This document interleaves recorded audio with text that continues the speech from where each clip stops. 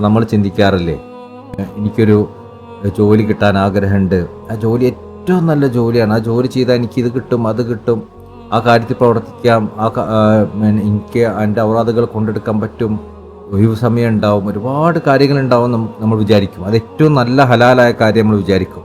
എന്നിട്ട് നമ്മൾ അള്ളാഹുവിനോട് ചോദിക്കും. ചിലപ്പോൾ അത് അള്ളാഹു നമുക്ക് തരൂല.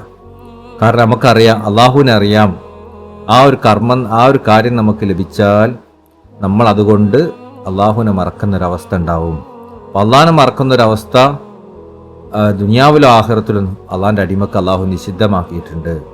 അതുപോലെ തന്നെ ചിലർ വിചാരിക്കില്ല, എനിക്കൊരു കുട്ടി ഉണ്ടായാലും എത്ര നന്നായിരുന്നു, ഞാൻ കുട്ടീനെല്ലാം ചോദിക്കണമെന്നുള്ളൂ, അതുകൊണ്ട് എനിക്കൊരുപാട് നന്ദി ചെയ്യാമല്ലോ, ഏറ്റവും നല്ല കാര്യമില്ല, അവർ നല്ല രൂപത്തിൽ എനിക്ക് വളർത്താമല്ലോ എന്നൊക്കെ വിചാരിച്ച് ഒരുപാട് അള്ളാഹുവിനോട് ചോദിക്കും.